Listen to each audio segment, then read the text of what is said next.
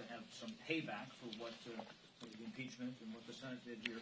When you hear that sort of language, and as we speak, the U.S. Capitol Police are investigating a suspicious substance in the office of Congressman Schiff. Oh, no. Well, I don't think that has anything to do with the White House. But when you hear that rhetoric from the White House and these types of environments, I mean, what does that make you think? Well, let me just say that language is, first of all, the whole State of the Union was beneath the dignity of the White House, an insult to the Congress of the United States and the American people. So their language is nothing that surprises anyone. But they have to know that when the White House speaks, those words weigh a ton. And they are giving encouragement to people to do things. Just as, remember, Charlottesville, people were coming down that hill with tiki torches saying, the Jews will not replace us. The Jews will not replace us. And what was the president's statement? They're good people on both sides. Really? The Jews will not replace us and they're good people on both sides? So there's a mysterious view that they have about what their words, the weight their words carry.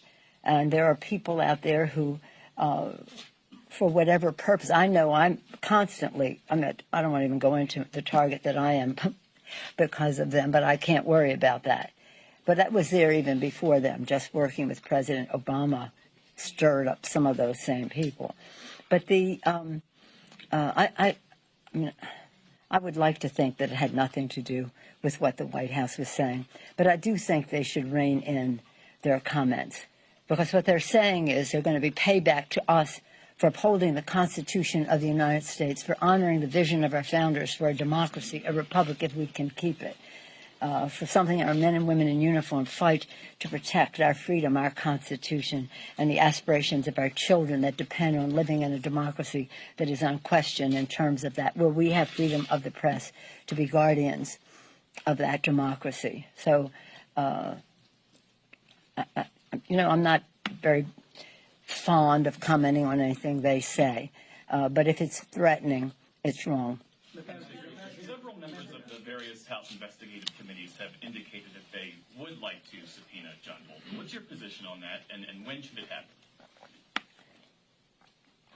I want to first salute our managers. I think they did a magnificent job in presenting the case for our founders, for our Constitution, for our country. We could not have been better served. Each and every one of them did a magnificent job, and Adam Schiff's leadership was a blessing to our country. I'm proud of the work that the Senate did in terms of their response to all of this and the unanimous vote on the House Democrats in support of our Constitution. We are now, the Senate has spoken in terms of any punishment to the president. He's impeached forever, no matter what he says or whatever headlines he wants to carry around. You're impeached forever. You're never getting rid of that scar.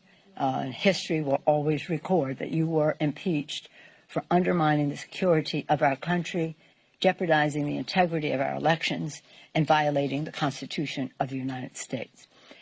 Our purpose in all of this, in addition to holding him accountable so he stops doing what he's doing and no future president thinks that she or he could have liberty to take us away from a republic, if you can keep it, to a Second Amendment enables me to do whatever I want. No, that's not what our Constitution is about. So we will continue to do our oversight to protect and defend the Constitution, which is three co-equal branches of government, each a check and balance on the other. And we have some cases in court now, McCann and taxes and that, and that will take time. We didn't need to have that come to a fruition because we had a strong enough case to impeach and remove. But those cases still exist. If there are others that we see as an opportunity, we'll make a judgment at that time. But we have no plans right now. Yes, ma'am. Could you describe what you were thinking this morning as the president said that impeachment was a terrible ordeal put through by corrupt, dishonest people, by which you and other Democrats, and also his suggestion that you don't actually pray for him?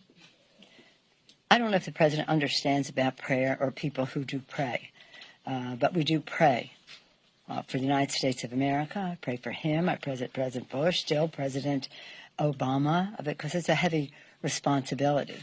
And I pray hard for him because he's so off the track of our Constitution, our values, our country, the air our children breathe, the water they drink, and the rest.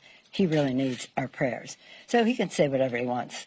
He can say whatever he wants, but I do pray for him, and I do so sincerely and without anguish.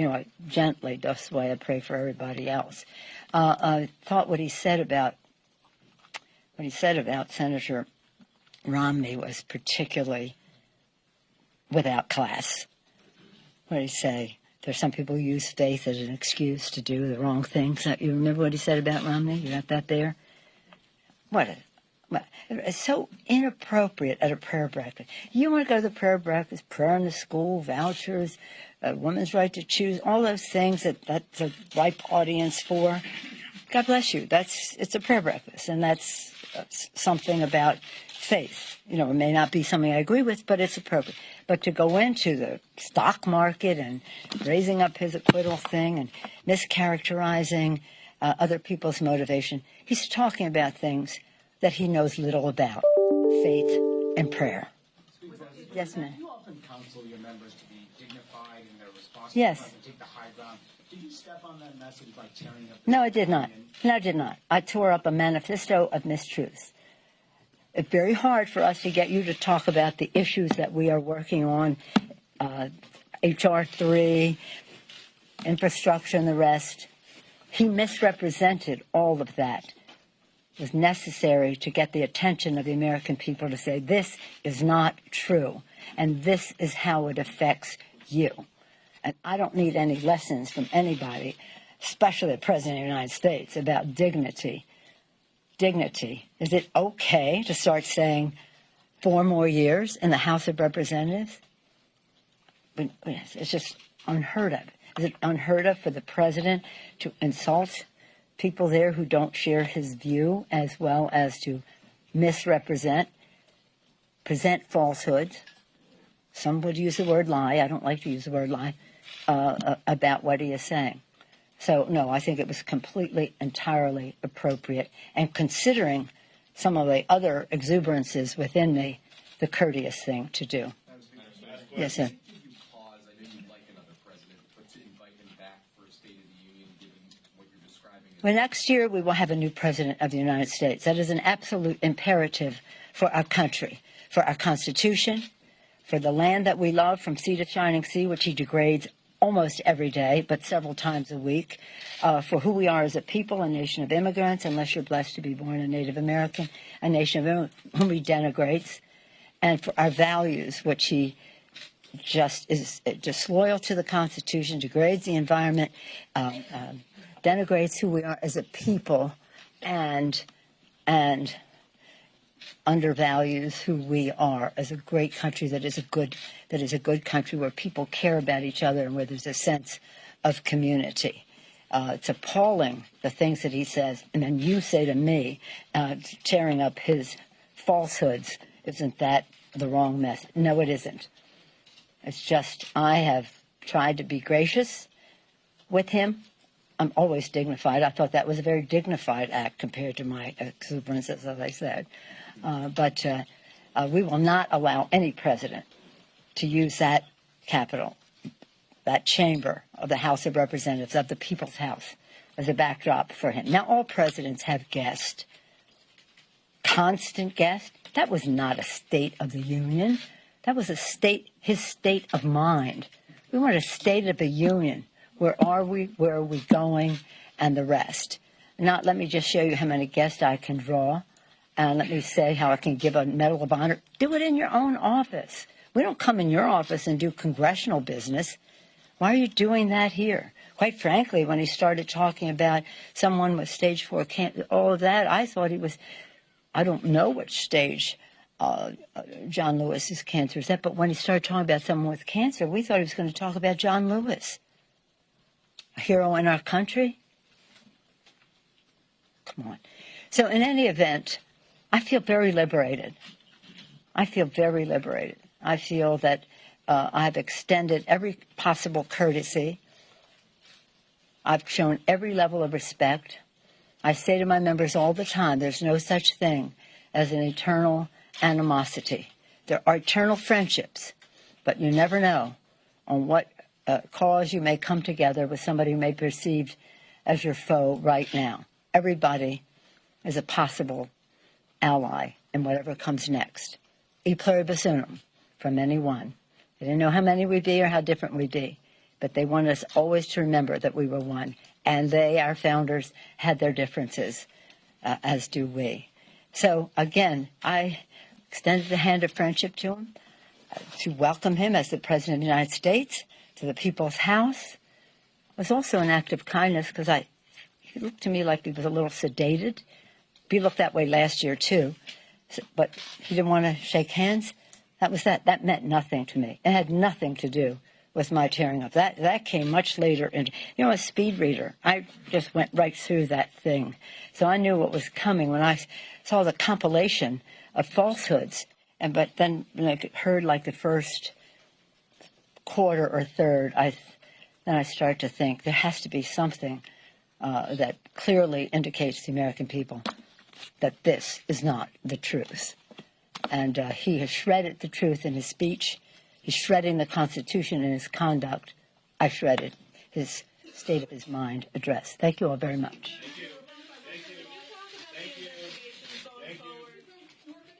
And that was the Nancy Pelosi remarks. Stay right here with us, everybody. We have the shot live inside the White House. We are moments away from President Trump to make his first presidential statement on being acquitted on both articles of impeachment. You're watching live here on News Now Worldwide. We got more than 40,000 of you watching from around the world. We appreciate that. If you haven't already done so, hit that subscribe button. That way you always know when we are live and worldwide for you. You see, we got Representative Doug Collins there and so many others that will be there in the audience as we watch this very historic moment, President Trump, to speak after just a day after being acquitted on both charges.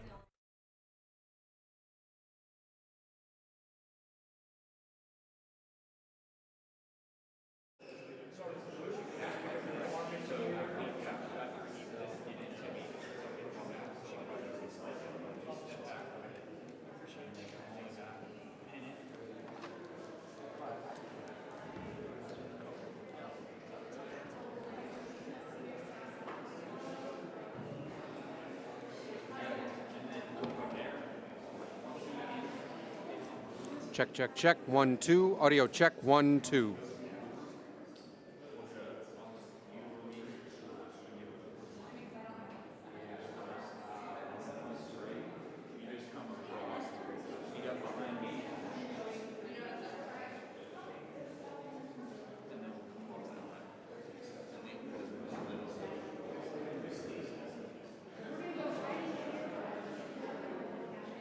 Here, while everything is settled in there, and then we'll see you. You all have a sign.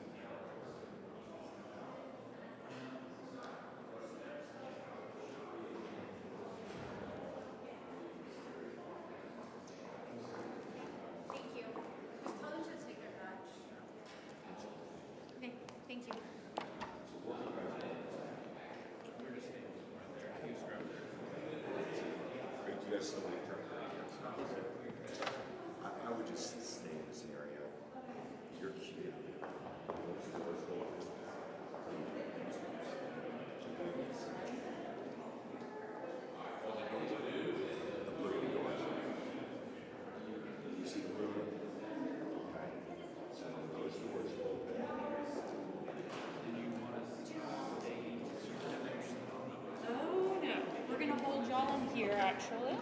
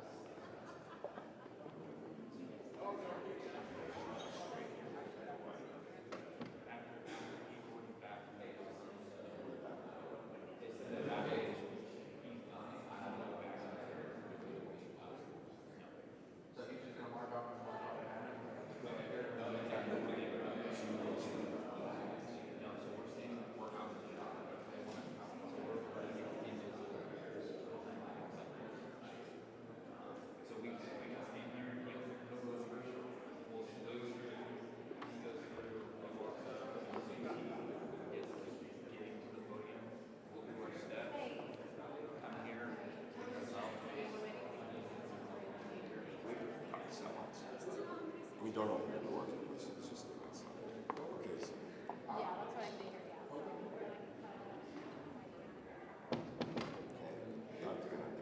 President walks through.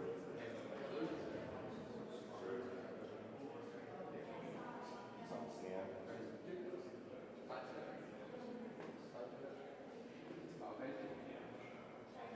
Beautiful. That works. Doors open.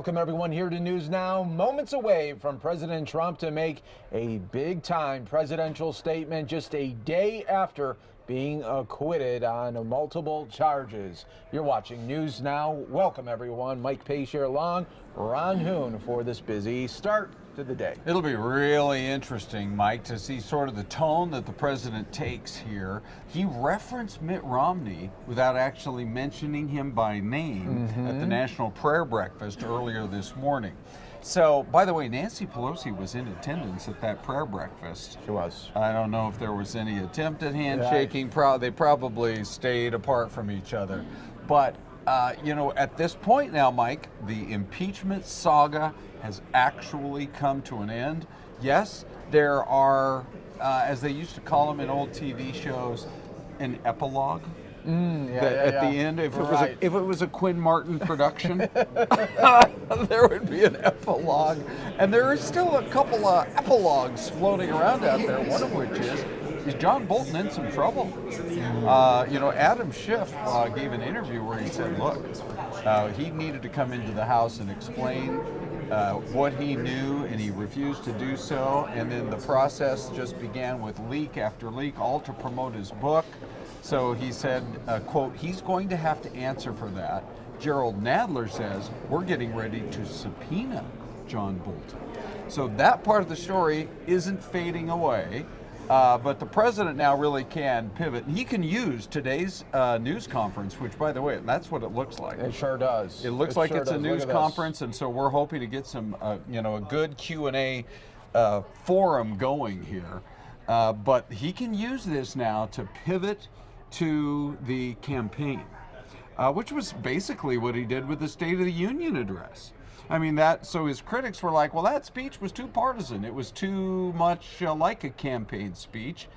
But, you know, Nancy Pelosi is still, she is really taking the heat for the ripping up of the script. And as you pointed out, Mike, it actually was a violation of law. Yeah, so, and it doesn't look like she'll get in any type of trouble there, but we'll wait and see there. But, you know, we had a hunch, Ron, that the Democrats, after this impeachment trial and verdict, well, they wouldn't stop. And like you said, it looks like the subpoenas will be coming on the House side there. Correct. For John Bolton and more, maybe. Yeah. And, you know, Judge Andrew Napolitano it's been interesting just to get his take with Fox News Channel over the course of the last several months.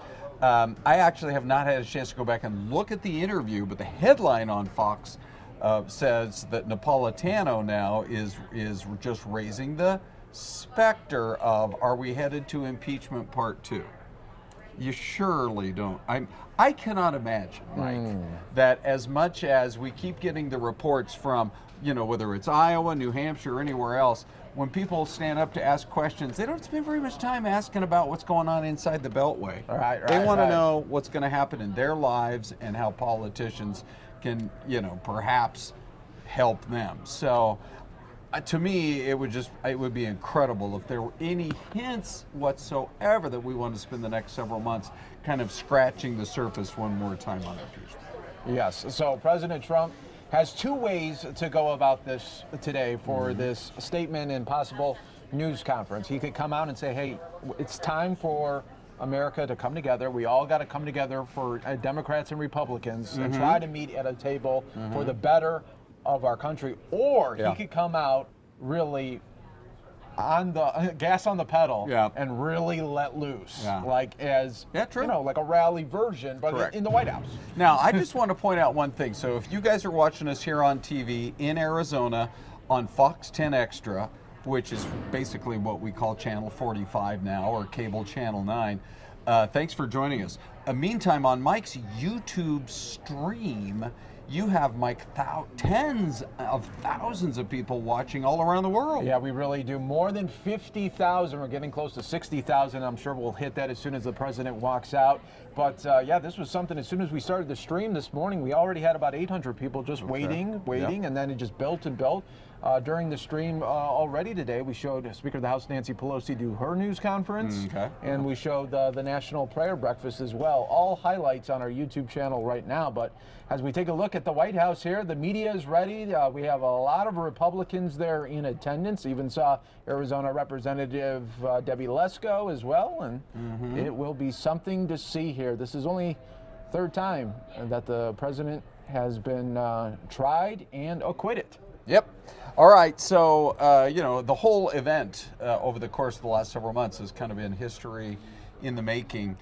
I do think, Mike, within the, certainly on the House side, within the Democratic Party, they do have to take a look at, okay, you know, how exactly do we want to deal with this president between now and November? Because as you had pointed out when we were visiting with you guys yesterday morning, it was within a matter of days, if not hours, that the first talk of impeachment, once President Trump had been sworn into office, actually began. So it has been, over the course of his entire presidency, kind of the specter of various investigations underway. Right. You know, so this and say, all right, we did our best for the base, or we did our best for what we thought was right. Now here's what we, the Democrats, can offer voters as we get closer to 2020.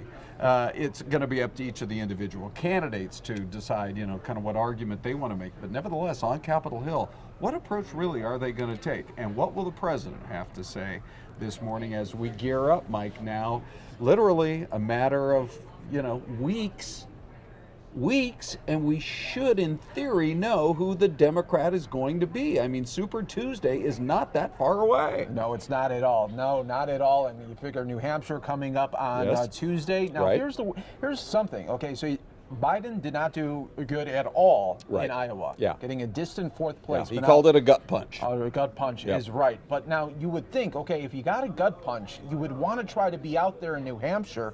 He's taking the day off today, Ron. Oh, he is? Only his wife is doing the speeches and the town halls. That's interesting. If you're in fourth place, I think you got to double up your appearances. Yeah, you do.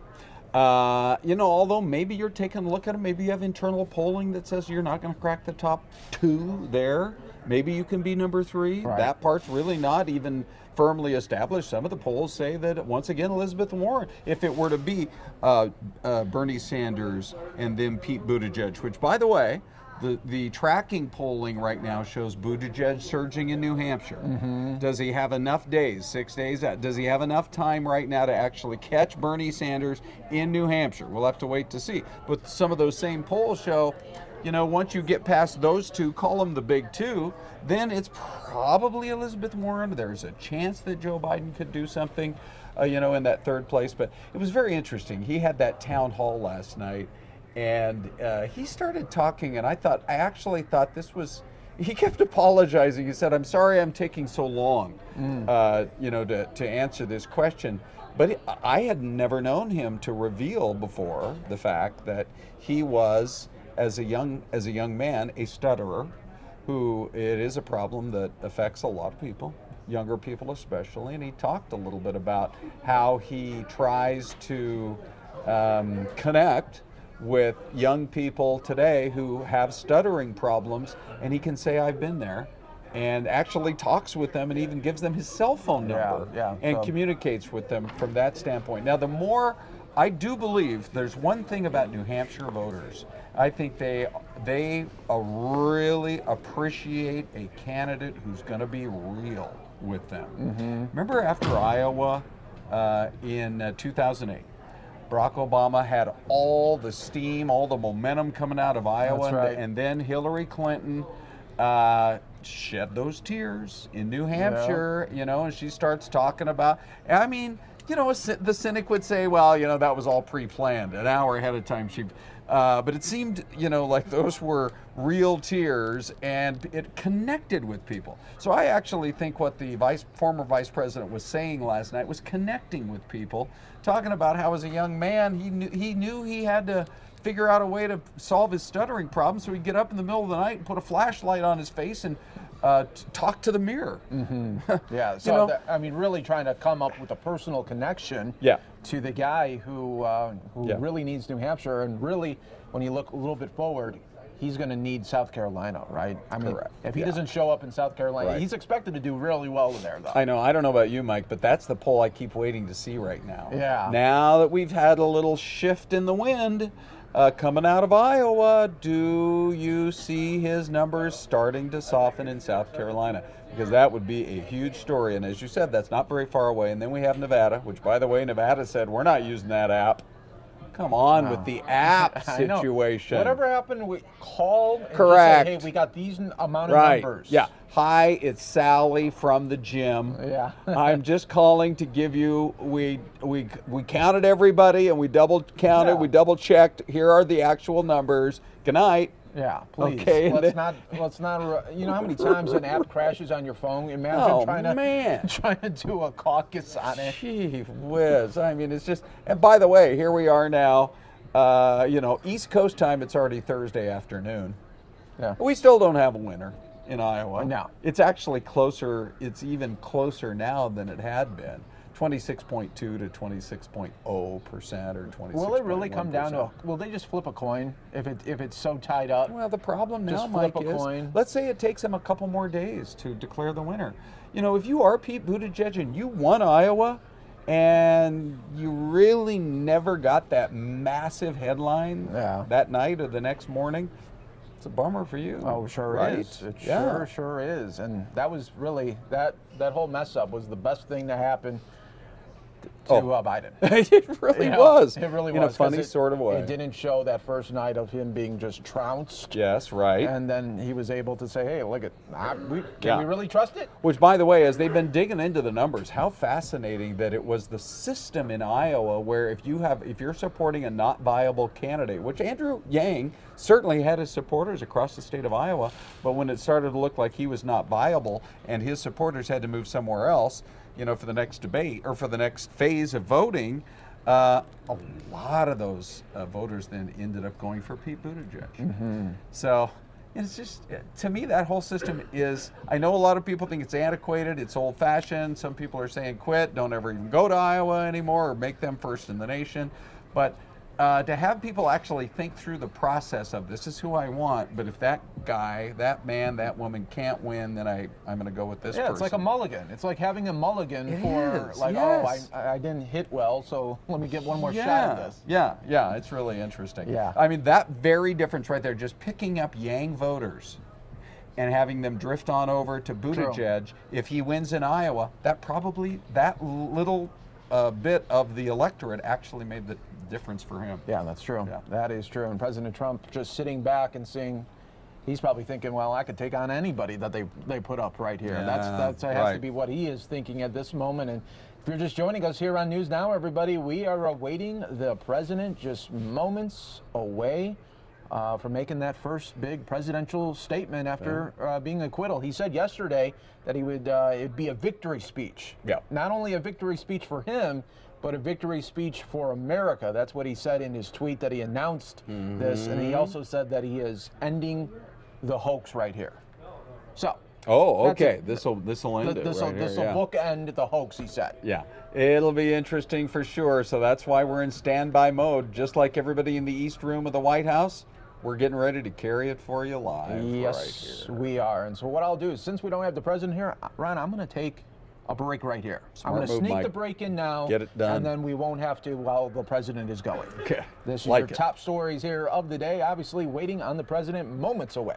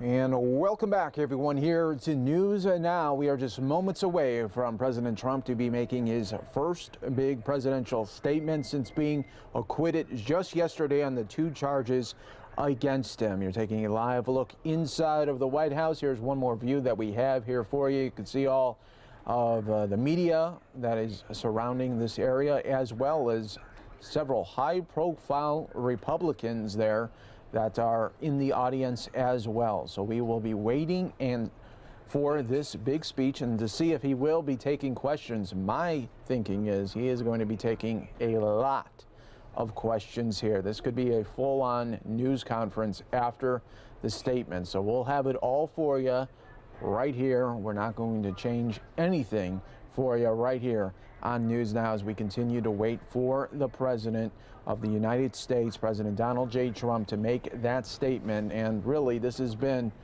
think about it, you know, late last year is when all the hearings started to happen, when they were putting forward, the Democrats, about putting these articles of impeachment together. Now, this finally, yesterday, it all wrapped up. Now, for the President, this is his time to try to get the country back together, because it is heavily divided, as you saw on the State of the Union, with Nancy Pelosi ripping up the speech there and really causing a scene as well. And that was really a big talker.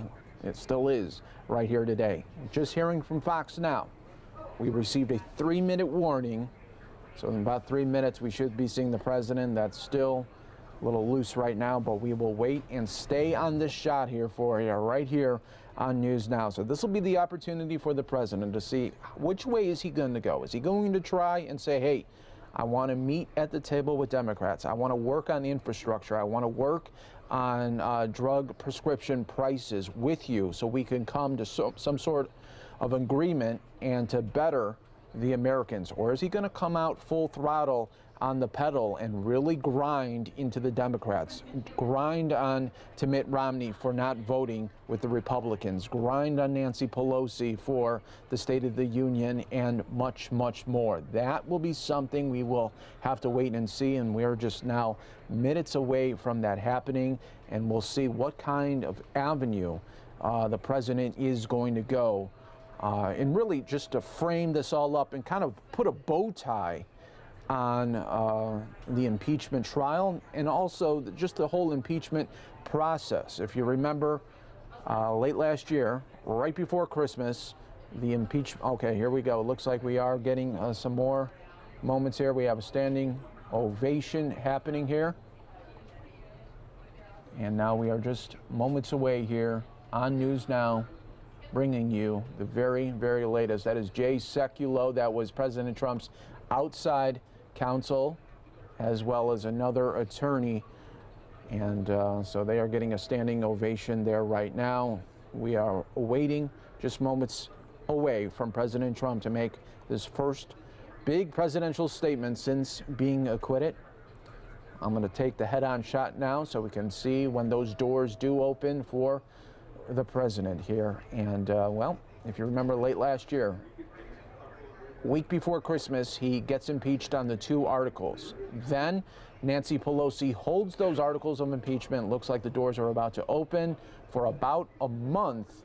And then that Senate trial got going earlier this year.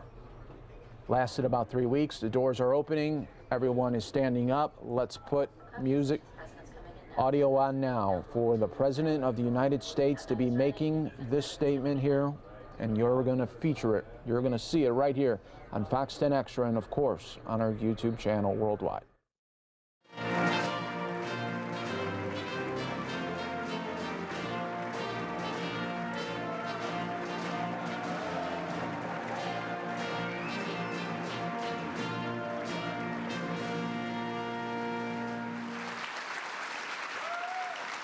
Well, thank you very much. Thank you.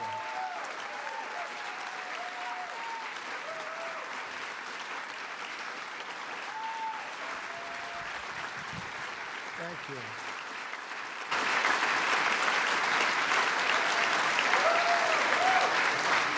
Wow.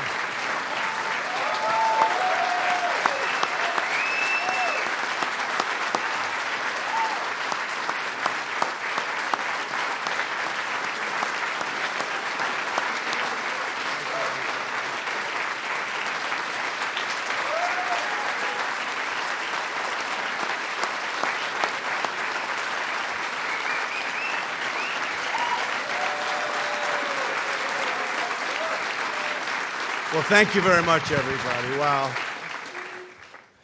We've all been through a lot together, and we probably deserve that hand for all of us because it's been a very unfair situation.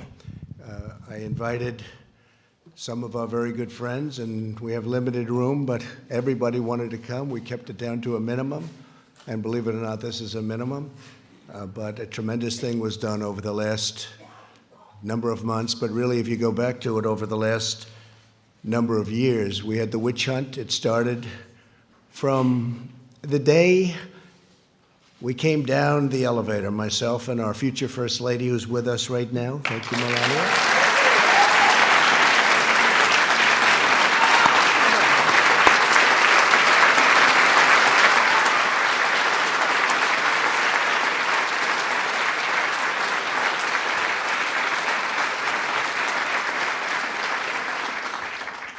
And it never really stopped.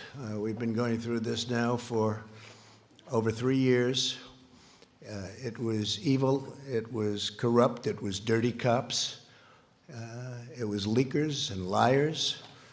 And this should never, ever happen to another president, ever.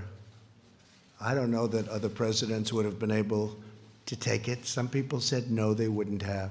But I can tell you, at a minimum, you have to focus on this because it can get away very quickly. No matter who you have with you, it can get away very quickly. It was a disgrace. Had I not fired James Comey, who was a disaster, by the way, it's possible I wouldn't even be standing here right now. We caught him in the act. Dirty cops, bad people. If this happened to President Obama, a lot of people would have been in jail for a long time already, many, many years. I want to start by thanking some of, and I call them friends, because, you know, you develop friendships and relationships when you're in battle and war, much more so than, gee, let's have a normal situation. With all that we've gone through, we've done, I think, more than any president and administration. And really, I say, for the most part, Republican congressmen, congresswomen, and Republican senators. We've done more than any administration in the first few years. You look at all of the things we've done. I watched this morning as they tried to take credit for the stock market from think of that. Let me tell you, if we didn't win, the stock market would have crashed. And the market was going up a lot before the election because it was looking like we had a good chance to win. And then it went up tremendously from the time we won the election till the time we took office, which was November 8th to January 20th. And that's our credit. That's all our credit. And leading up to that point was our credit because there was hope. And one of the reasons the stock market's gone up so much in the last few days is people think we're doing so well. They liked the State of the Union speech.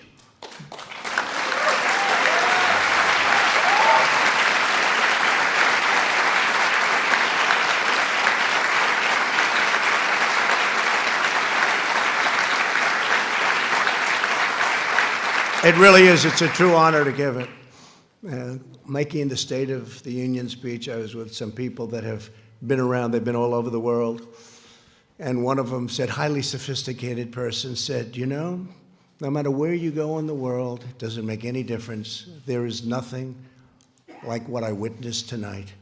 The beauty, the majesty of the chamber, the power of the United States, the power of the people in this room.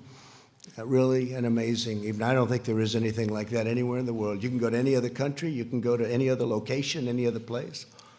It's the beauty of everything. It's what it represents and how it represents our country. I want to start by introducing some of the people that are here. I know some are going to be left out, but they work so hard. And this is really not a news conference. It's not a speech. It's not anything. It's just we're sort of, it's a celebration because we have something that just worked out. I mean, it worked out. We went through hell unfairly, did nothing wrong, did nothing wrong. I've done things wrong in my life, I will admit. Not purposely, but I've done things wrong. but this is what the end result is.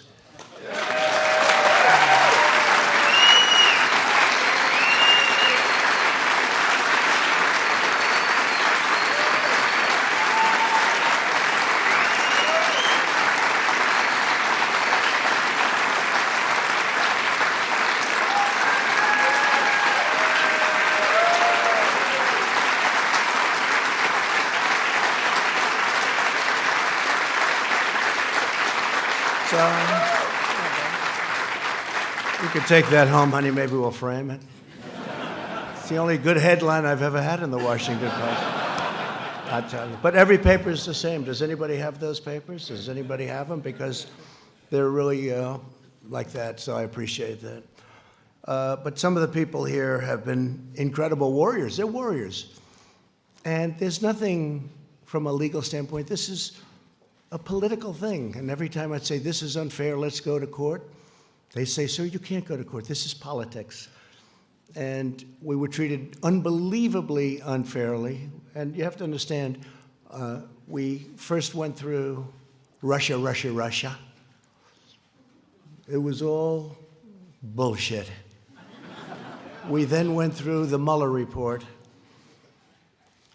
And they should have come back one day later. They didn't. They came back 2 years later, after lives were ruined, after people went bankrupt, after people lost all their money. People came to Washington to help other people. Bright-eyed and bushy-tailed, I say. They came, 1 or 2 or 3 people in particular, but many people. We had a rough campaign. It was nasty. It was one of the nastiest, they say. They say Andrew Jackson was always the nastiest campaign. They actually said we topped it. It was a nasty, both in the primaries and in the election. But you see, we thought after the election it would stop, but it didn't stop. It just started. And tremendous corruption. Tremendous corruption. So we had a campaign. Little did we know we were running against some very, very bad and evil people with fake dossiers, with all of these horrible, dirty cops that took these dossiers and did bad things. They knew all about it. The FISA courts should be ashamed of themselves. It's a very tough thing. And then we ended up winning on Russia, Russia, Russia. It should have taken the one day, as I said, and it took years. Then Bob Mueller testified. That didn't work out so well for the other side. But they should have said that first week, because it came out. Is that right, Jim Jordan? It's a very tough. They knew in the first 2 days, actually. Devin, is that right? 2 days. They knew that we were totally innocent. But they kept it going, Mark. They kept it going forever. Because they wanted to inflict political pain on somebody that had just won an election that to a lot of people was surprised. I mean, we had polls that said we were going to win. We had Los Angeles Times and a few papers actually said we were going to win, but it was going to be close. And we did win. It was one of the greatest wins of all time. And they said, okay, he won. And, you know, I wrote this down because that was where a thing called the insurance policy, to me, when I saw the insurance policy, and that was done long before the election, that was done when they thought that Hillary Clinton was going to win. And by the way, Hillary Clinton and the DNC paid for millions of dollars, the fake dossier. And now Christopher Steele admits that it's a fake because he got sued by rich people. I should have sued him too, but when you're president, people don't like suing. I want to thank my legal team, by the way, not for that advice, but for other advice. Pat, Jay, Pat, you guys stand up, please. Great job.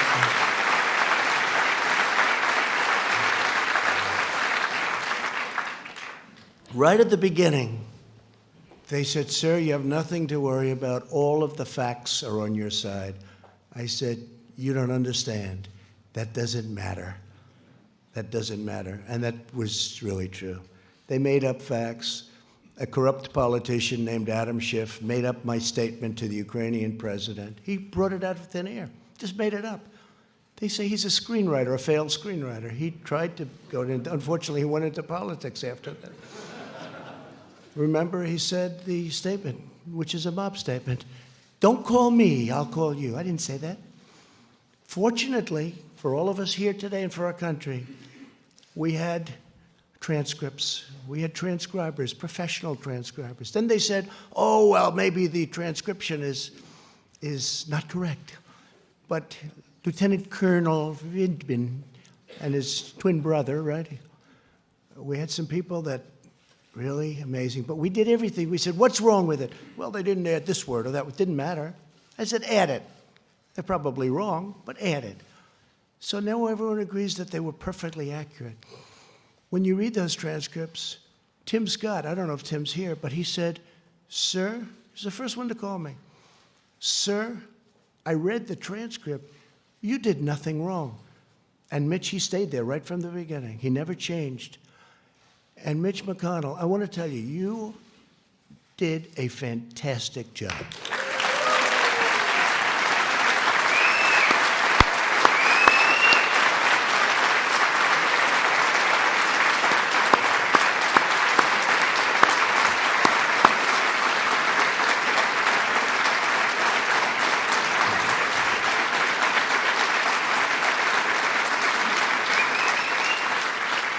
Somebody said, you know, Mitch is quiet.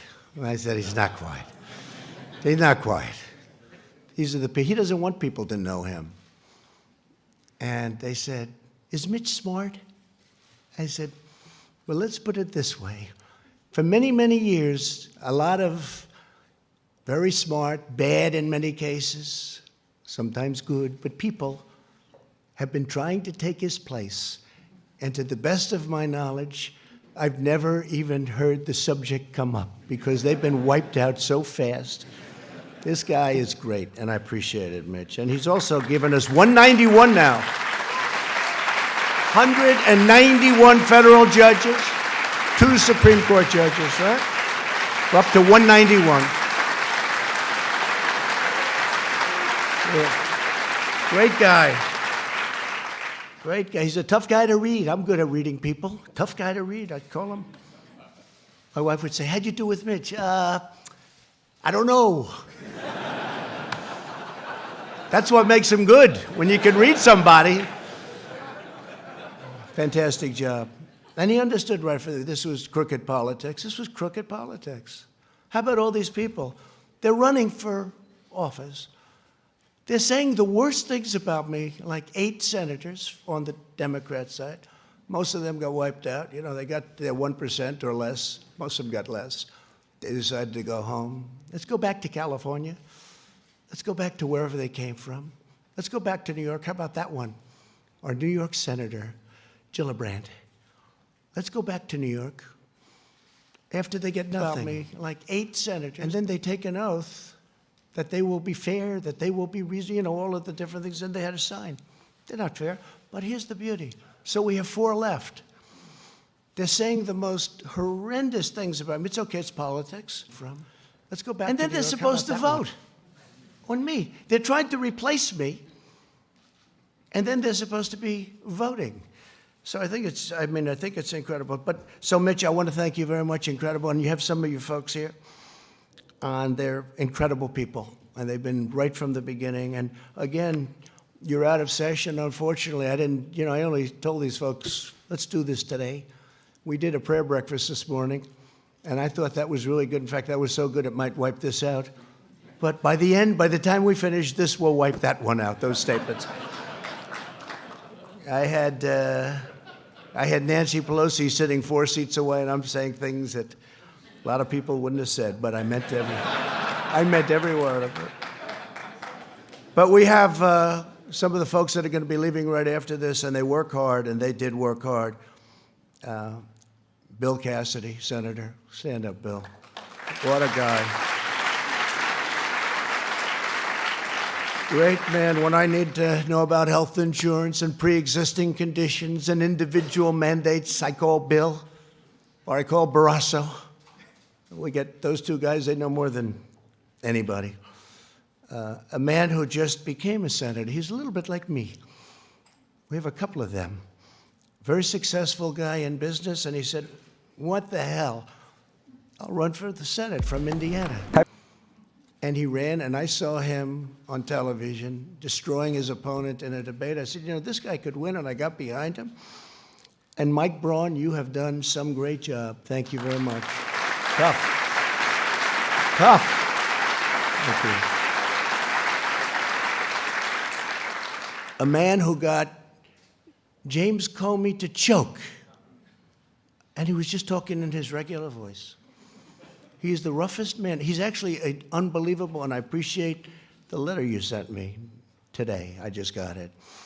But he's got this voice that scares people. You know, people from Iowa can be very tough. We're doing very well in Iowa. But I'll tell you, Chuck Grassley, he's looking at Comey. Well, you tell me, what did you say? Now, he wasn't being rough. That was just the way he talked. And that was when Comey, I think that was when Comey announced that he was leaking, lying, and everything else, right? He choked because he never heard anybody talk like that. You know, you should have gone, I wish you got angry. You could have gotten the whole ball game. He would have said, I give up. Chuck Grassley is an incredible guy.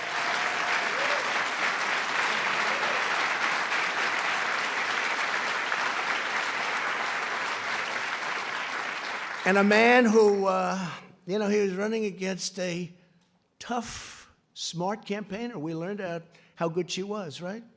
She was a great campaigner. In fact, by the end of the campaign, she was actually, I thought she was more for me than you were, Josh. I was worried.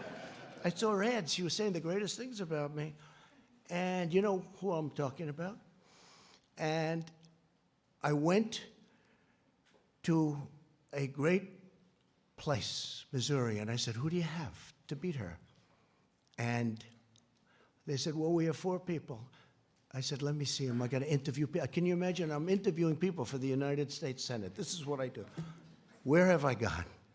But I love it. I love it because we're getting great people. The first one I met was Josh Hawley. After about 10 minutes, I said to the people, don't show me anybody else. This is the guy. He was the Attorney General, did a phenomenal job in the state, highly respected. And Claire McCaskill. So the theory was you couldn't beat her. Great campaigner. Remember the last campaign? She was going to be taken out. She was always going to be taken out, and she wins, and people say, how did that happen? Didn't happen with him. But she got so friendly toward me. In fact, one of the ads I still have, I'm putting it in the archives as one of the best ads I've ever made. And she tried to convince people that we were best friends. But Josh ended up winning by 5 or 6 points. You were unbelievable. You were tough.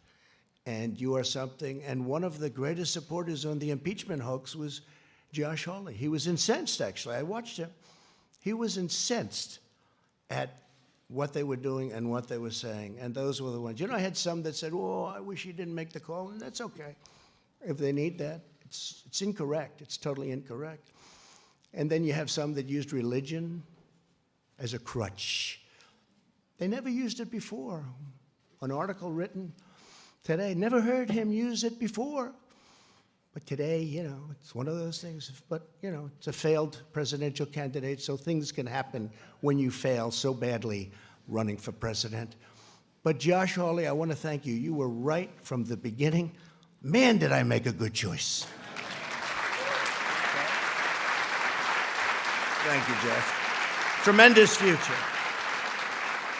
A man who is brilliant and who actually was deceived to an extent. Comes from a great state, Utah, where my poll numbers have gone through the roof, and one of the senators' poll numbers, and not this one, went down big. You saw that? You saw that, Mike? But Mike Lee is a brilliant guy. He's difficult.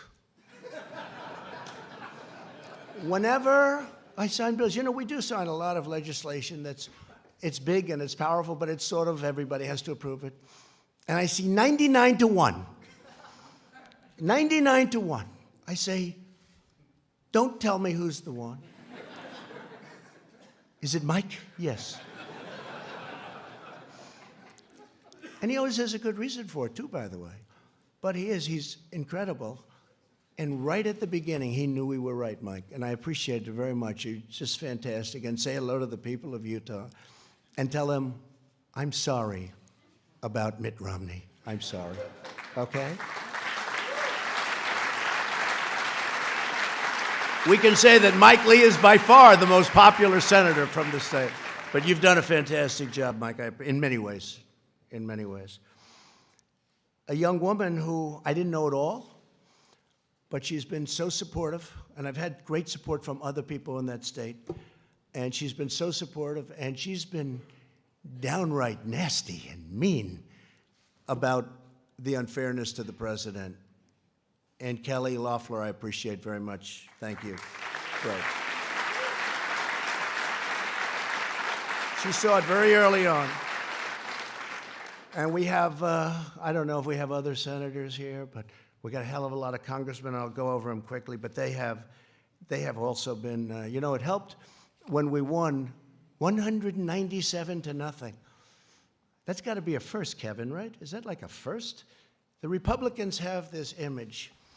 See, I say Democrats are lousy politicians because they have lousy policy. Open borders, sanctuary cities, they have horrible policy. Who the hell can win? Oh, the new policy is raise taxes.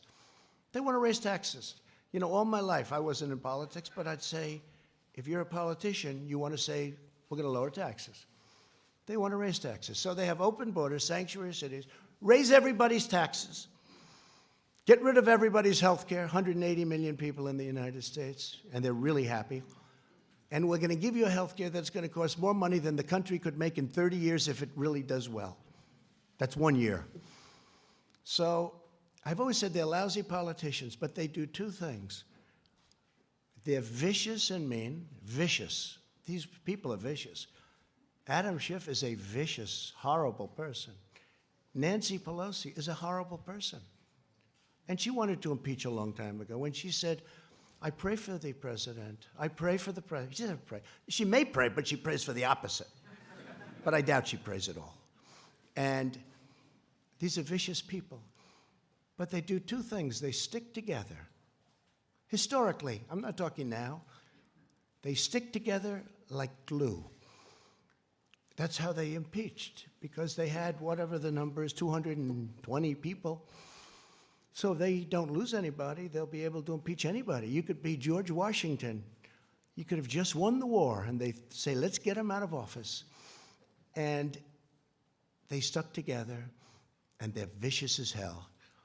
And they'll probably come back for more, but maybe not, because the Republican Party's poll numbers, Mitch, have now gone up more than any time, I think, since 2004, 2005. And you know what happened then?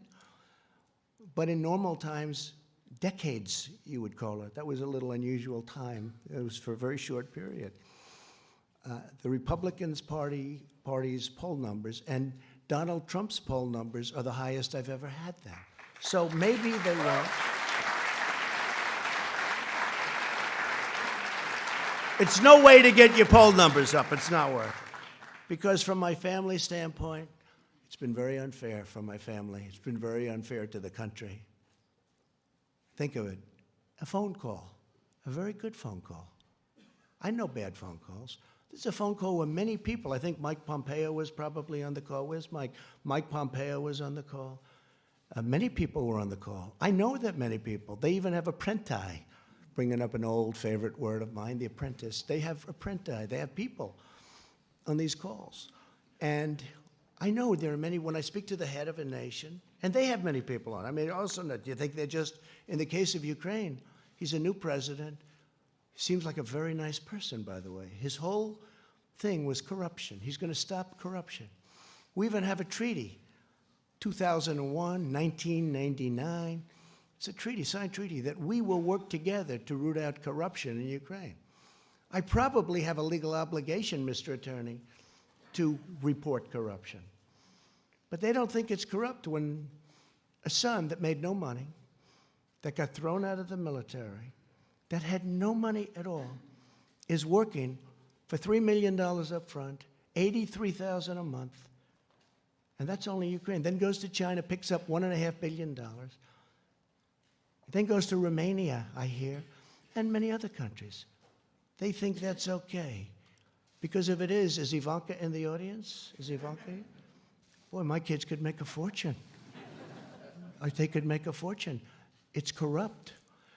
But it's not even that. It's just general corruption.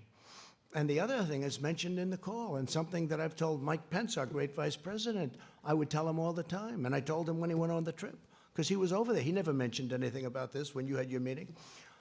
It's a terrible thing. But I told Mike, I said, Mike, we're giving them money, and, you know, you're always talking about that, because we have our country to build, we have our cities to build, and our roads to fix. But we're giving them money. Tell me, why isn't Germany paying money? Why isn't France? Why isn't United Kingdom paying money? Why aren't they paying money? Why are we paying the money? Is that a correct statement, Mike? I say, find out what the hell's going on. And I told that to all of my people, OMB. I said, I asked that question. How much is Germany paying? Why isn't Germany paying? Why is the United States always the sucker? Because we're a bunch of suckers. But that's turning around fast. But it makes it harder when stuff like this happens, because you want to focus, and you want to focus perfectly. Think what we could have done if the same energy was put into infrastructure, prescription drug prices. Think of what we could have done. And I'm now talking both sides. Think of what we could have done if we had the same genius, because it's genius. I will say, it's genius on the other side. Maybe even more so, because they took nothing and brought me to a final vote of impeachment. That's a very ugly word to me. It's a very dark word, very ugly. They took nothing. They took a phone call that was a totally appropriate call. I call it a perfect call, because it was. And they brought me to the final stages of impeachment. But now we have that gorgeous word. I never thought a word would sound so good. It's called total acquittal. Total acquittal.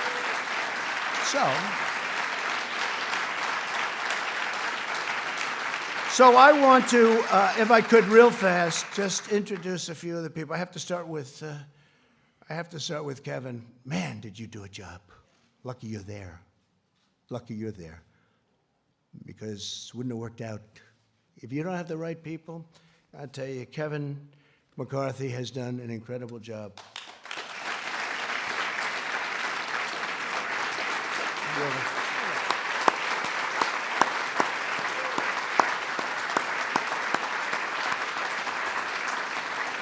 And he loves his job, and he loves his country.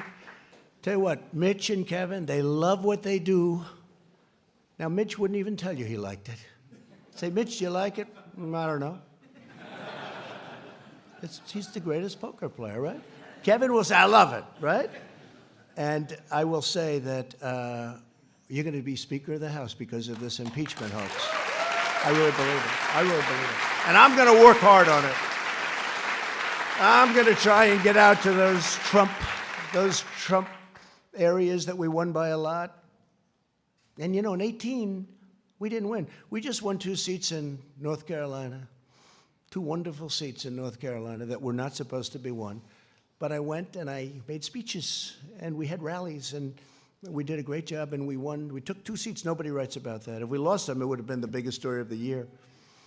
But we're going to go. We're going to do a job, and we're going to win a lot of seats. We're going to win a lot of seats. People are very angry that Nancy Pelosi and all of these guys, I mean, Nadler, I know him much of my life. He's fought me in New York for 25 years. I always beat him. And I had to beat him another time. And I'll probably have to beat him again.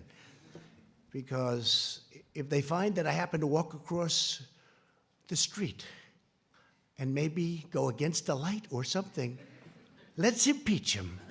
So we'll probably have to do it again, because these people have gone stone cold crazy. But I've beaten them all my life, and I'll beat them again if I have to.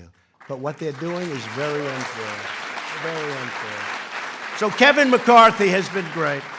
So, a few names, right? And there'll be a few you forget. If you want, you can raise, and I'll say, great, love to have you, wonderful. But we're going to do the best we can. And I have my cabinet, but my cabinet's different. I appoint them, okay? I didn't see all of them helping so much. You know, they were running their various bureaucracies, right? Now, my cabinet's great, and they're all here. But today is the day to celebrate these great warriors, right? These are great warriors. They really fought hard for us. And so I'll start. Kelly Armstrong, North Dakota. Kelly, thank you. Great job. Great job. Jim Banks of Indiana. Jim, thank you. Great job. Andy Biggs. Where's Andy? Boy, oh boy, Andy. There's a guy. He's tough. I hear we're doing well in Arizona, huh? It's going good, yeah? I think so. I think I saw a poll that was very good. For me, I think we have to make sure Martha's going to do, I think Martha's going to do good. But we have some states that are going to be not easy. But Arizona's been great. And we're stopping illegal aliens from coming in. We're putting up walls. New Mexico, too, a state that's never been in play for Republicans, is totally in play, right? Nevada's really looking good. We're doing well. We're doing well. We're going to have a great, there's more spirit. I will say this. There's more spirit now for the Republican Party by far than the Democrats. You know, Mike Pence just got back from a beautiful place that Chuck Grassley knows well, Iowa. And he was talking about this fiasco, the Democrats. They can't count some simple votes, and yet they want to take over your healthcare system. Think of that. No, think of that. But we also had an election out there, and we got 98% of the vote. We have two people running, you know, and I guess they consider them non-people, but they are running. I mean, one was a governor, one was a congressman. They're running.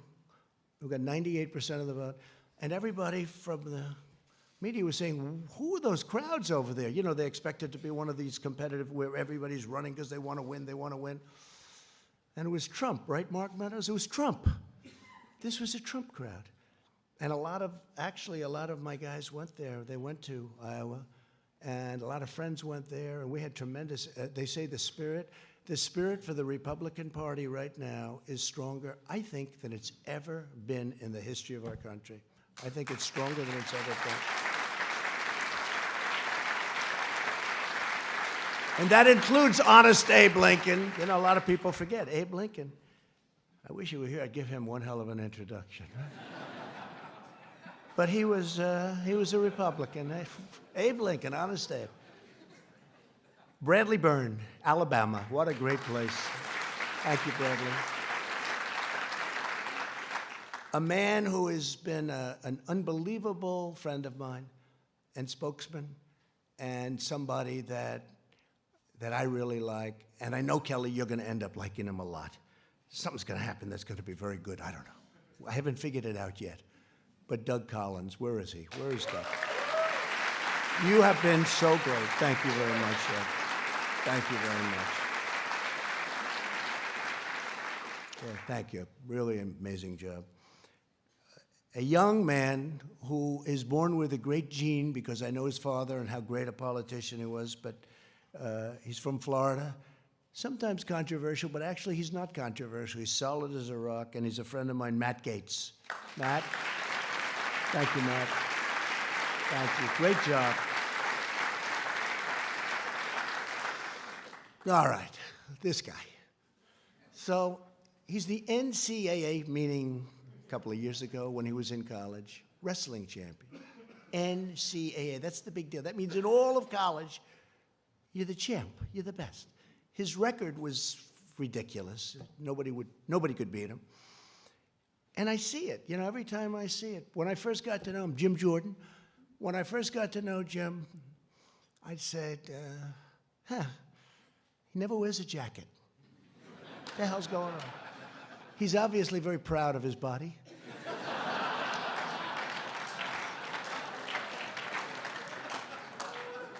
And they say where he works out, you know, where the congressmen, senators, they work at, they say when Jim works out, even though he's not as young as he was, but he works out, the machine starts burning down. You know, it's just a different form of a workout than us, right, Sonny? And there he is. Look at that guy.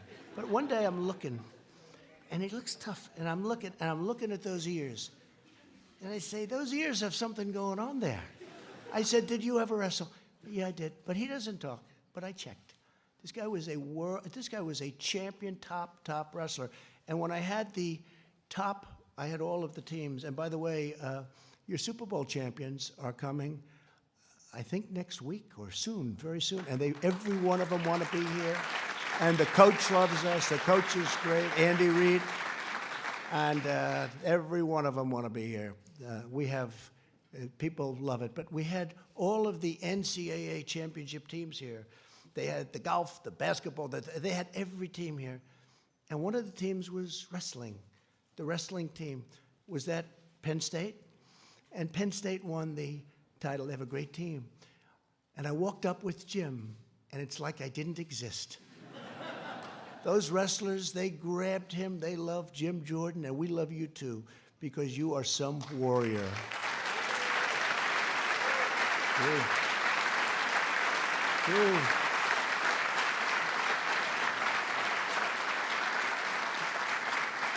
A woman who became a star. We have a couple of women that became stars, you two.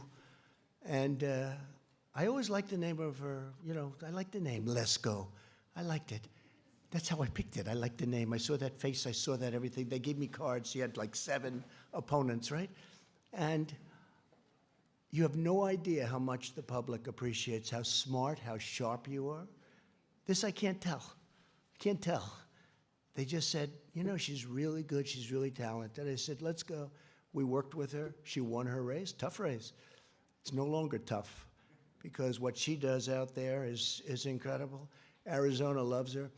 But you were so incredible representing, I don't say me, representing our country and getting it out of this impeachment hoax. What you did was incredible. So Debbie, please stand up. Debbie Lesko.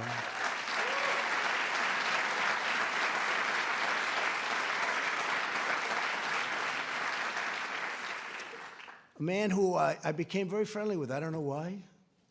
You ever have where, I'll ask the media, certain people call, you take their calls. Other people call, if they don't have information, they won't take anybody's call. But other people call, and you don't. This is a guy, he's just a very special guy. His wife, I actually like better than him, to be honest. Because he doesn't know that I know that he didn't actually support me right from the beginning, but she did. And on my worst day, right? On my worst day, my worst, I won't tell you why it was my worst, but it was not one of those good days. She got on a bus, got many other buses, and women all over North Carolina, and they toured North Carolina. Well, Mark was back sort of semi-supporting another candidate, which he ended up leaving very quickly. I don't think you had a choice because of your wife.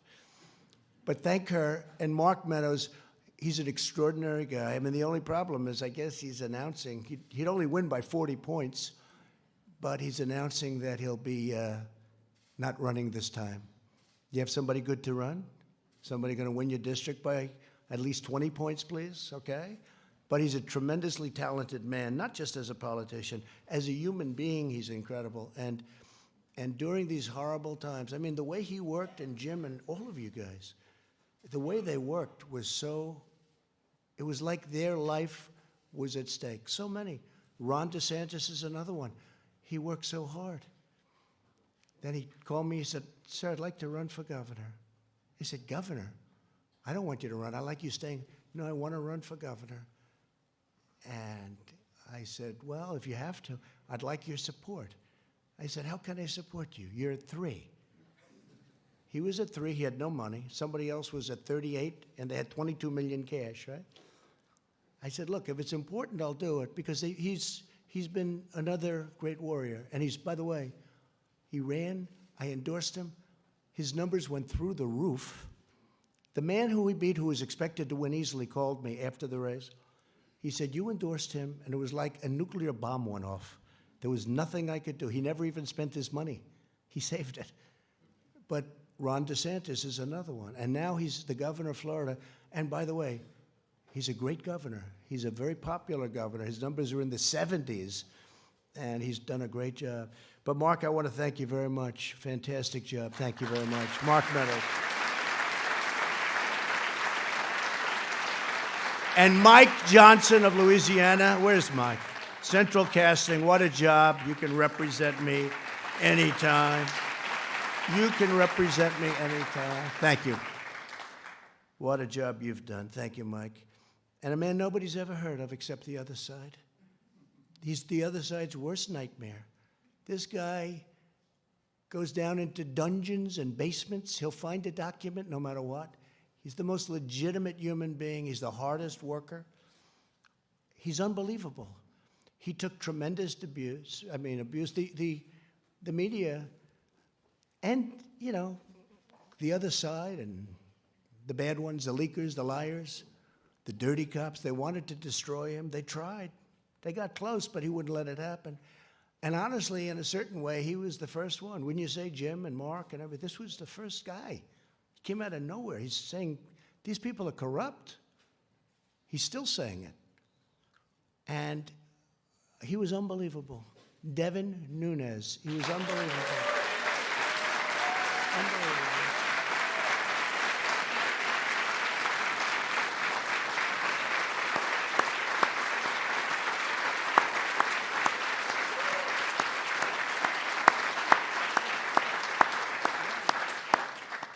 That's so true, Devin. He'd come in and say, I didn't even know him. I just heard there was this congressman who kept going into a basement, into files. He knew something was wrong. You felt it, right? And now we know a lot more than we knew then, right? You never thought it was as bad as it is. And hopefully we're going to take care of things because we can never, ever allow this to happen again.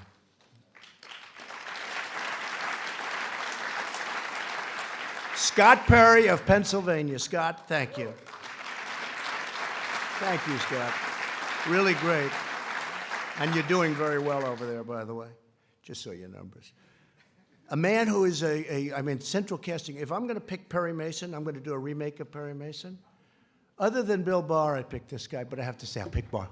I picked Barr first, right? John Ratliff, right?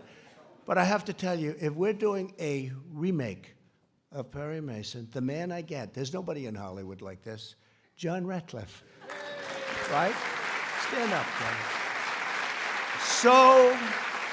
Such a great lawyer.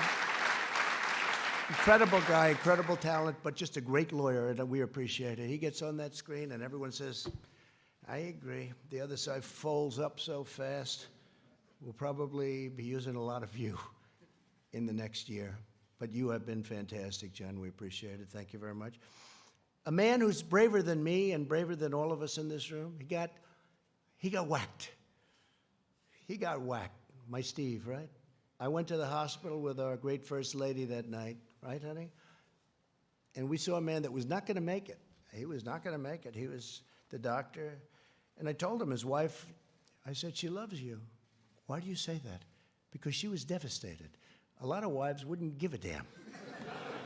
A lot of wives would have said, hey, yeah. I said, how's he doing? Oh, she couldn't even talk. She was inconsolable. Most wives would say, not good. Listen, I'm going home now. But the doctor came in. The wife is like, she was a total mess. She was really devastated. And it really looked like he had a 25% chance. I think you said a record for blood loss. And Steve Scalise, honestly, I think you're better looking now. You're more handsome now. You weren't that good looking. You look good now. He looks better now. Can you believe it? I don't know what the hell that is.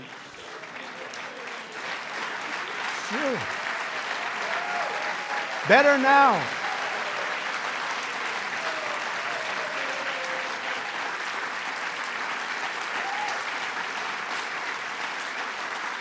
What a guy. And he was practicing. He was practicing for the baseball game against, I guess, the Democrats, right? And this whack job started shooting, hurt Rogers. I don't know if Rogers here, but hurt a number of people, hit him, but really hit Steve. Steve was at second base. He was the second baseman. And he went down, and it was terrible. I mean, I saw the whole thing, and it was terrible. Unfortunately, you had two brave policemen with you because of your high position in Congress. You had two policemen, and they were amazing. The man and the woman. And they came, and they didn't have rifles. They were against supposedly a pretty good sharpshooter with rifles, good equipment, and all they had was a gun. And they started coming in from the outfield shooting. And they're so far away that a handgun is not preferred. And this guy has the rifle, and he's hitting people, and he was going to move up, and there was no out. I mean, if he would have been able to move up, there was no way to get out. The entrance was a single entrance way on the other side where he was. So everyone went into the dugout, ran into the dugout. But Steve was really hit badly in the stomach, and with a bullet that rips you apart. It was supposed to do that. It rips you apart. And these two people came charging forward, boom, boom, boom. And one of them, you know who? One of them, him, got the shooter, hit him, and then got him, killed him from long distance. It was amazing. If you didn't have those two people, you can imagine, right? You could imagine what would happen. So Melania and I went to the hospital that night, and he was in such bad shape, and he's been working ever since so hard. But 6 months ago, they had a baseball game at the Nationals Park, and I'm watching. And it's on television.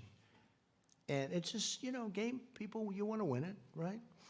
And Steve's at second base. The poor guy can't even walk. Do you remember Bobby Richardson for the New York Yankees? He was known for range, Louis. Range. He had the greatest range. If a ball's hit the shortstop, Bobby Richardson's the second baseman. Bobby Richardson would field the ball. If it's hit the first base, he'll throw it to the first baseman. He had unbelievable range. This was not Steve Scalise. Steve had no range. 1 foot, and he has to fall down, right? Because, he was trying to get better. I don't know who the hell put you on the field. And this is a true story.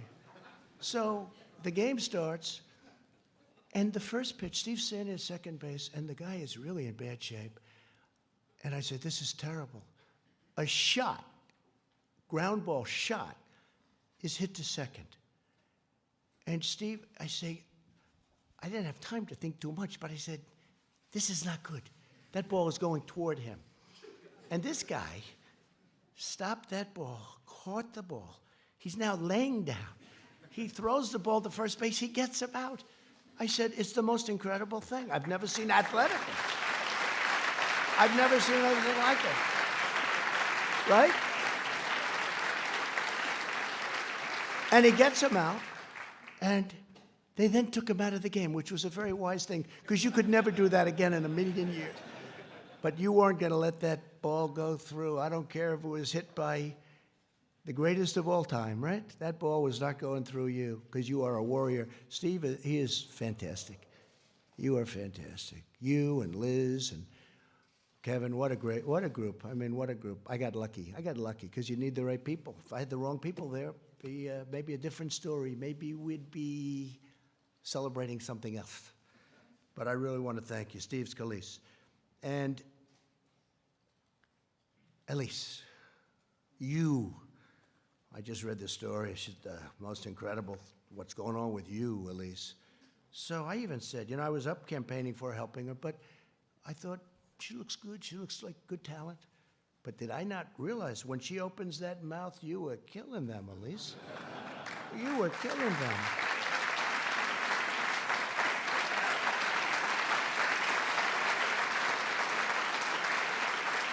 Elise, and there's a big story in the New York Post. I love the New York Post because they treat me well. There aren't too many of you that do, but today you're treating me well.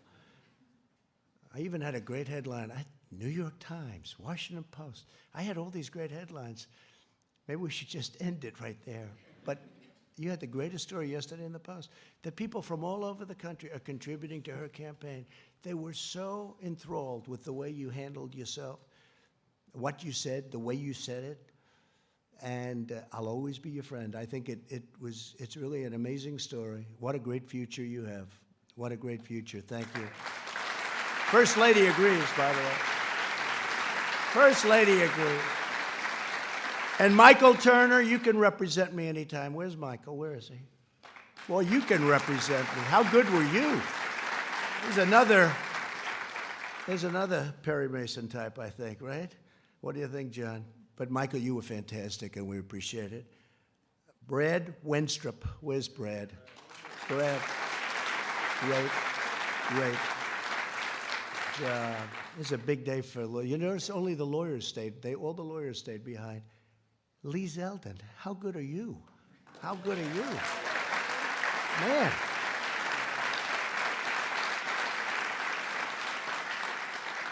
And Louis, your name's not down. They didn't give me your name. Do you know if I didn't announce Louis, whoever the hell made this list, I got to get rid of him, because if I wouldn't have announced Louis, it might have been the end of the presidency. Louis, you have been so great, so tough, and so smart. I got it. But Louis has been amazing. He's a tough guy. He's a smart guy. He's streetwise like crazy. We love Texas. And we're with you all the way, Louis. We're with you all the way. Thank you very much.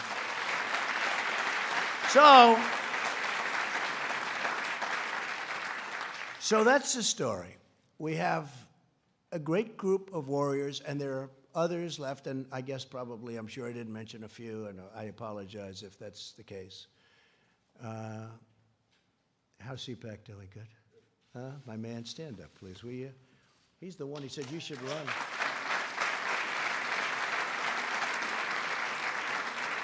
Right? Matt said, it's like 5 years ago, 6 years ago, and I made a speech, and then they do some kind of a straw poll. Who made the best speech? And he said, I made the best speech. Oh, with all these professional, I hate to say this, with all these professional politicians, they voted by far the best speech was Trump. He calls me, he says, you should run for politics. I say, what do I know about politics?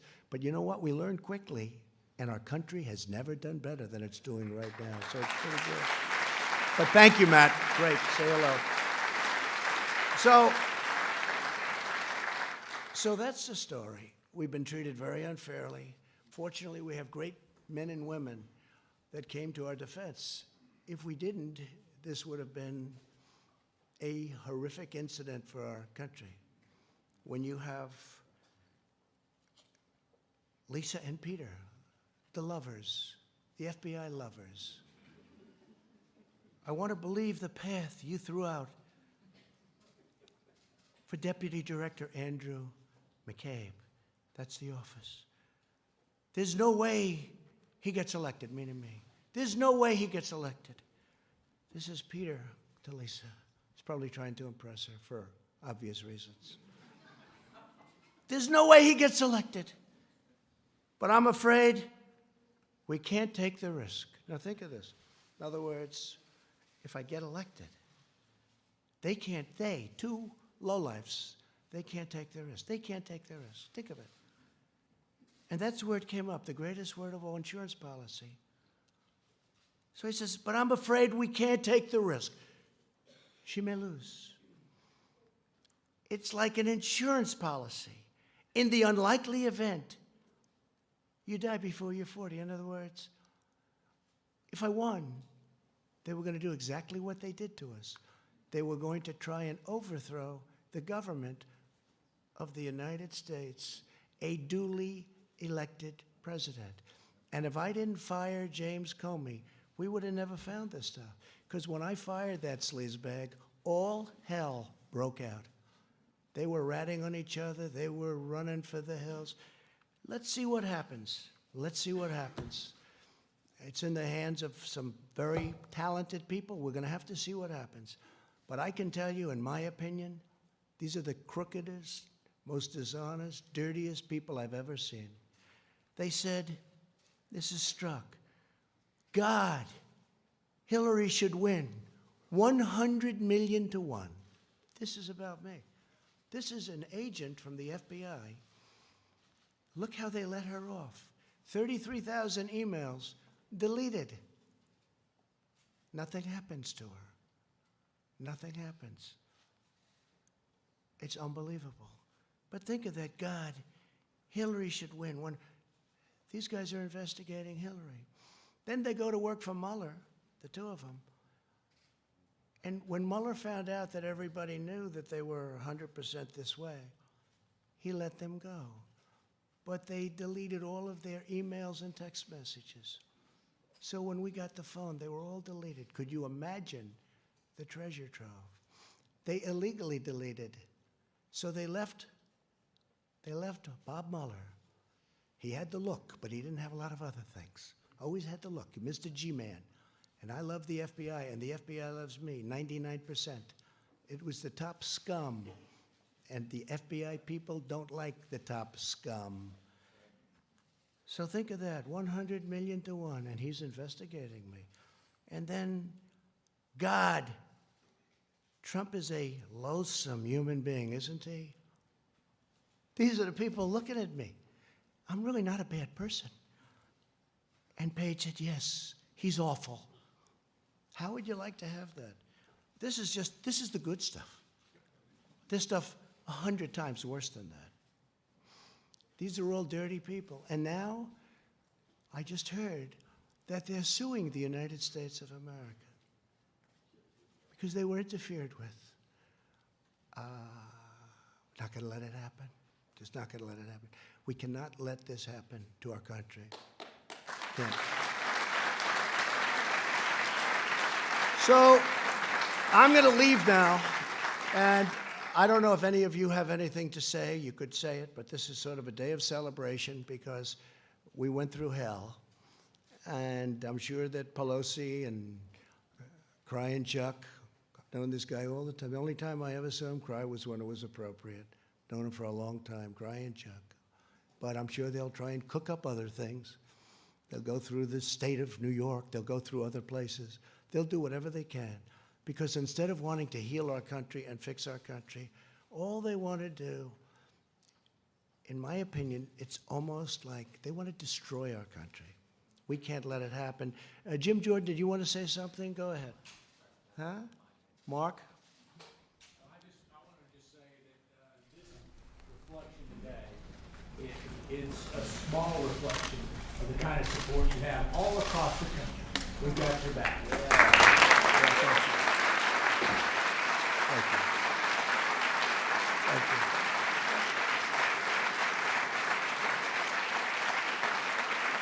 you. This was a highly partisan situation. Pelosi said, I copied it down exactly.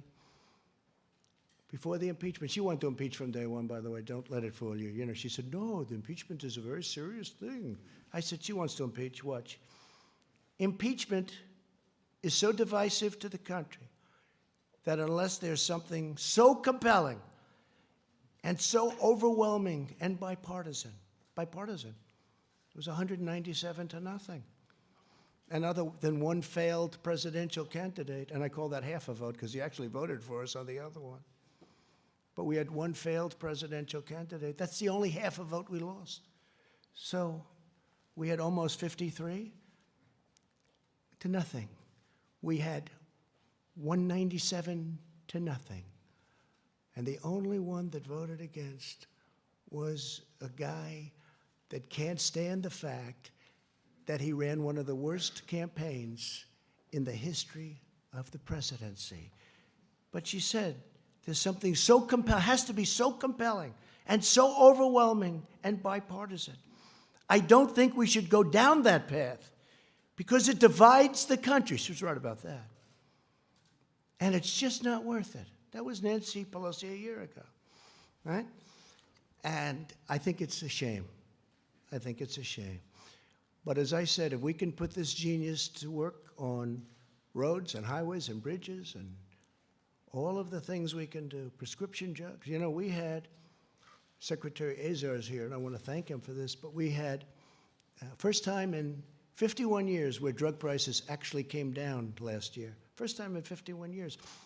But what we can do working with both parties in Congress would be unbelievable. It'd be unbelievable. What we can do And I know Chuck Grassley is working very hard on it, and Mitch is working very hard on it. But what we can do is incredible. What we can do just generally. We've done so much without it. We've rebuilt our military. We've cut regulations at a level that nobody thought possible. We'll always protect our Second Amendment. We all know that. But I just want to tell you that it's an honor to be with you all. I want to apologize to my family for having them have to go through a phony, rotten deal by some very evil and sick people. And Ivanka's here, and my sons, and my whole family. And that includes Barron. That includes Barron, who's up there as a young boy. Stand up, honey. Ivanka, thank you, honey. Come.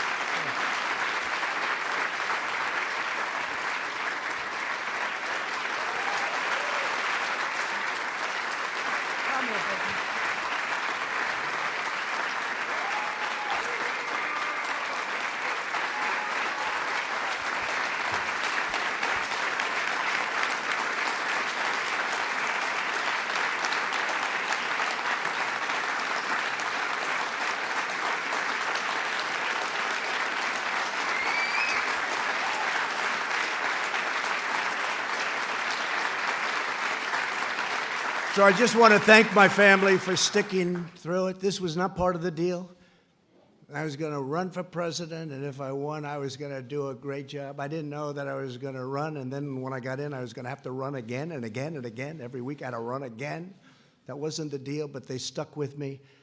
And I'm so glad I did it, because we are making progress and doing things for our great people that everybody said couldn't be done. Our country is thriving. Our country is just respected again. And it's an honor to be with the people in this room. Thank you very much, everybody. Thank you. Thank you very much. Thank you.